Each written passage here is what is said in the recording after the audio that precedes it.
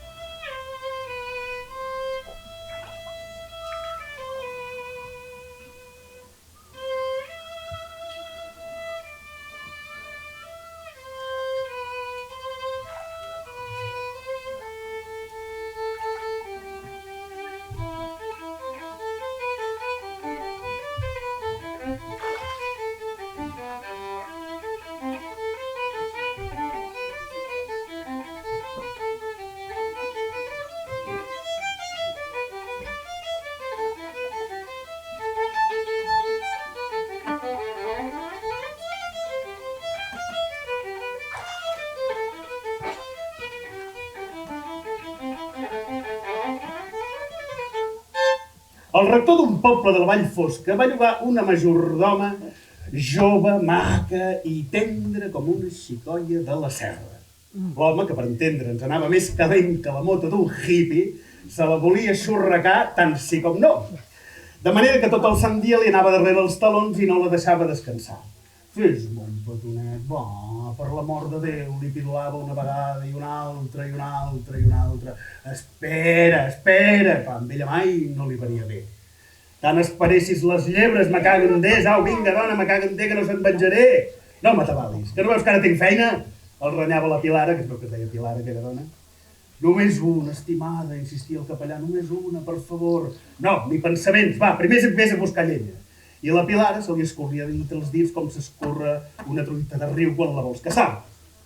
Tan aviat com l'home tornava carregat de troncs i empalmat com un saltador de perxa, ella li manava una altra caratollada. Així, amb falses promeses, li anava entretenint la gana, saps? Fins que un dia, farta d'haver-se'l de treure del damunt, li va plantejar el següent. Tu i jo hem de fer un tracte. Mira, si em capes tot l'or de cap a cap, sense deixar-hi cap petjada, et faré tots els petons que vulguis i fins i tot em deixaré arribar el ruc a les cols. Ara bé, si xafes amb els peus la terra estovada, llavors hauràs perdut tu i m'hauràs de deixar en pau. Entesos? Va, collons, això rai! Va bramar el rector. A botes em convides? I va córrer cap al cobertet de l'hort on tenia guardades les eines. Aviat es va adonar que cap d'aquells ferraments li podia servir per acabar l'hort segons el tracte, perquè tant amb l'aixada com amb el xapo, com amb l'aixador, com amb tots els altres ferraments, s'havia de treballar amb el cos encorbat, no? Cap endavant, sabeu què vull dir? Sí. Amb els peus damunt del guaret, no? Aquell home, sortit i calent com anava, es donava a tots els dimonis. Aquell conde de Pilara l'havia entabanat com un roquet. Però ell, que era més llest que la gana, encara no es va donar per vençut i vinga a rumiar, saps? Vinga a rumiar, vinga a rumiar. I mentre dinava, tot mastegant desmenjadament, ja que la seva fam, com podeu veure, era d'una altra mena, es va fixar en la forquilla. Tot d'una se li van obrir els esperits. Amb un ferrament fet de pues, semblant a una forquilla, podia estovar la terra sense haver-la de xafar després. Total, que el paio es va posar a treballar i a treballar i a treballar fins que el va fer com una mena de fanga. Nostre home va començar a fangar a tot drap. Clavava el forquillot a la terra dura i donava un cop de peu per enfonsar les pues i feia pujar unes penasques d'un parell de pans, saps? Pataca, pataca, pim-pam, pim-pam, pim-pam. Anava pensant de recules, sempre amb els peus damunt del ferm. Mentrestant, la majordona s'havia quedat dreta davant seu al començament del bancal i per engrescar-lo en la feina i perquè treballés amb una mica més de ganes, la xicota s'anava remengant el vestit per neres amunt. Mira que tinc aquí. I li ensenyava uns garrots de cames més blanques que les congestes del Manyanet. Llavors, mossèn aixecava els ulls de la feina, els posava un moment en blanc i encabat encara fangava amb més ganes. Guaita, veia ella tot fent-li dentetes amb les cuixes turgents i fermes com els pernius d'una truja. La Pilara s'anava despullant i ell, que ja s'imaginava que aquella tarda sí que podria treure en peirot de la bragueta, fangava com li anés la vida. En arribar a l'extrem del bancal, la dona ja estava ben despullada, tal com sa mare l'havia orsegat al moll.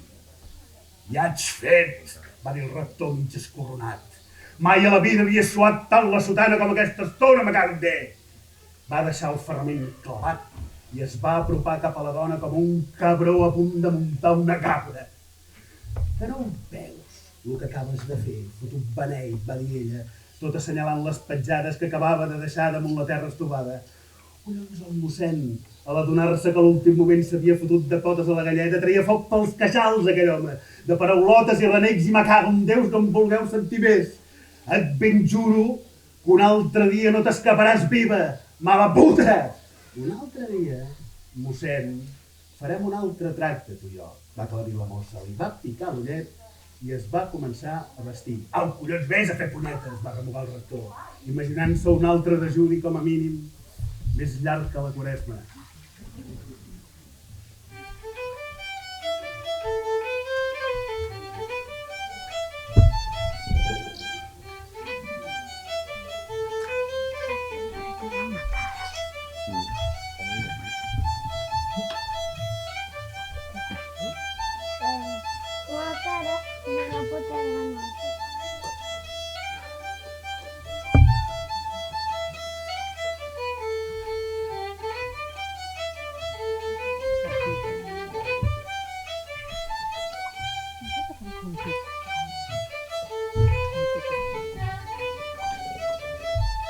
El Ramon de Soler de Malmercat tenia una mica de fama de bruixot, tot i que la seva anomenada no solia anar més lluny dels pobles de la Ribera de Son. De tant en tant, algú li demanava coses, com que li regés els responsos o que li tragués els llangostos del tros. En Ramon s'havia casat amb una dona més calenta que el foc, una autèntica barbaritat, ruenta però com un dimoni, una autèntica caníbal. Quan se n'anaven al llit, aquell pobre home feia el que podia, saps? Però es veu que ella, nois, sempre es quedava amb gana. Encara no en tens prou? Sospirava el Ramon, que no podia dir ni fava. O doncs esclar que no! S'emprenyava la dona. El que passa és que tu sembla que estiguis malalt, hòstia! Has de menjar més botifarres, collons! Si tens el poder màgic que dius, a veure si et desembruixes el frare! Tu ja t'ho tens arreglat, cony, pensa que no és pas el mateix parar el sac que haver d'alçar la biga, hòstia! Protestava el pobrissó. Va, vés a fer punyetes, cap de fava! Vés-hi tu, collons, morros de cony! S'emprenyava aquell home. Un dia, el Ramon segava l'herba a la borda, un prat que hi havia allà, no gaire lluny del poble. Després del primer foscant, quan va arribar a casa, no hi va trobar la dona. Va preguntar pel poble i els veïns li van explicar que mentre ell era fora, la dona havia fugit cap al bosc de Puigforniu amb un tal Paquenyo, un home que es veu que li buscava les pessigolles ja feia temps. El Ramon no s'ho va pensar dues vegades. Agafà l'escopeta de casa i sortia per seguir-los tot ple de mala llet. Però, nois, res de res. Va passar tota la nit al bosc sense veure ni sentir ni una ànima. L'endemà al matí, tan bon punt com començava a clarejar, li va semblar sentir veus. S'hi va tensar a poc i, efectivament, va descobrir la parella tot abraçadets, pobrets meus, a sota un pi. Els dimonis se l'enduien en aquell pobre home. Pim, pam! Va disparar dos cartutxos. El Paquenyo, pobret, ferit en una cuixa, es va escapar, ranquejant bosc avall, corrent. En Ramon va carregar de nou l'escopeta, s'acostà a la seva dona, però a última hora no va poder disparar. Li va fotre un parell de trompades, això sí, i en acabat la va fer caminar cap al capdavall, camí de casa. Uns dies més tard, per donar-li un escarment, el Ramon va decidir portar el cas al Tribunal de Sort. El dia del judici, el jutge va renyar l'acusada. Però ho sabeu que sou una dona casada i com a tal us deveu al vostre marit? És clar que ho sé, senyor jutge, va dir ella. I doncs per què li heu fet aquesta injustícia? D'injustícia cap ni una, va protestar la dona, que no tenia pèls a la llengua. Miri, senyor jutge, el meu home no es pot queixar de res, perquè li faig prou anar ben tip, collons, li dono tant com ell me'n demana i encara me'n sobra. Tinc molt excedent, senyoria, i com que l'excedent és ben meu, em puc fer el que em dongui la gana. És veritat o no és veritat? Algú hi té alguna cosa a dir, nois? Ningú va obrir la boca.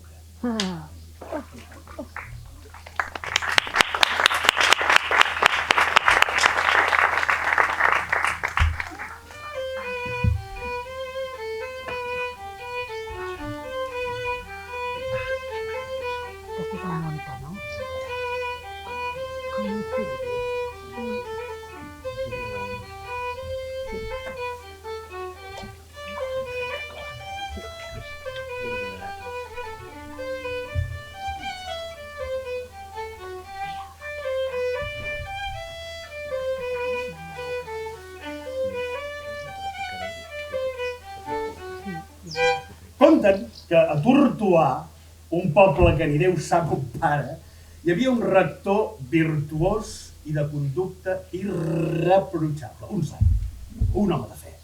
Un dia, però, una senyora del poble li va demanar amb tanta insistència que li fiqués el sant a l'armari que el pobre home al final, nois, va caure de 4 grapes en la temptació. Quan el bisbe ho va saber, va cridar el jove rector i, encoleritzat com ell sol, li va prohibir de dir missa.